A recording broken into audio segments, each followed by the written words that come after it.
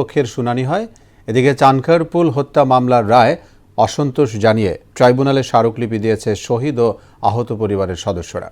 মুদাসসির আলীর প্রতিবেদন, জানাচ্ছেন নাহিদ সিরাজের নিম্মি। 2024 সালের 16 জুলাই রংপুরে পুলিশের গুলিতে নিহত বেগম রোকেয়া বিশ্ববিদ্যালয়ের শিক্ষার্থী আবু সাইদ হত্যা মামলার যুক্তিতর্ক শেষ হয়েছে। যে কোনো দিন হতে পারে রায় ঘোষণা।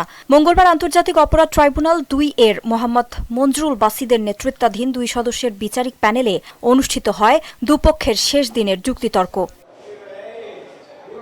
পরে এ মামলার প্রসিকিউটর মিনহাজুল ইসলাম জানান, আসামিদের সর্বোচ্চ শাস্তির আবেদন জানানো হয়েছে ট্রাইব্যুনালে। সিসিটিভি, গণমাধ্যমের ফুটেজ এবং তথ্য বিশ্লেষণ করে এ দাবি করা হয়।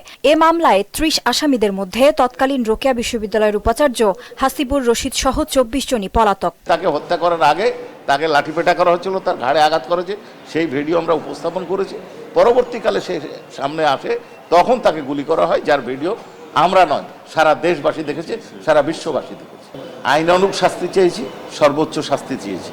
ট্রাইব্যুনাল বিবেচনা করে দেখবেন আমাদের বক্তব্য সঠিক কিনা। তবে আমরা মনে করি আমাদের বক্তব্য যথার্থ এবং আমরা সকলের বিরুদ্ধে অভিযোগ প্রমাণে সক্ষম হয়েছি। আসামি পক্ষের আইনজীবী আজিজুর রহমান দুলু ট্রাইব্যুনালকে জানান, গুলিতে আবু সাইদ মারা যাওয়ার শক্ত প্রমাণ নেই, তবে পুলিশের বেধড়ক প্রহারেই তিনি মারা যান। 6 জন পুলিশ তাকে লাঠিচার্জ করেছে, শনাক্ত করতে পেরেছেন মাত্র 1 জনকে, 5 জনকে পারেন নাই। সেই 5 জনের ইনক্লুশন করার কথা বলেছি যে তারা তো আনপানিশ থেকে যেতে পারে না।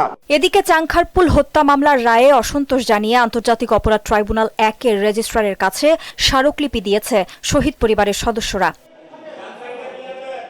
এ স্মারকলিপি দেন বৈষম্য বিরোধী ছাত্র আন্দোলনের লিগ্যাল সেল সম্পাদক মোতাসিম বিল্লাহ মাহফুজ। স্মারকলিপি দেওয়ার জন্য আমরা এসেছি, আমরা যেহেতু এটি আদালতের আদেশ এবং বিচারকের একান্ত এখতিয়ার, আমরা এটিকে সরাসরি আমরা প্রশ্নবিদ্ধ করতে পারি না কিংবা আমরা এটিকে উপেক্ষা করতে পারি না। নাহিদ সিরাজ নিম্মি, মোহনা সংবাদ, ঢাকা।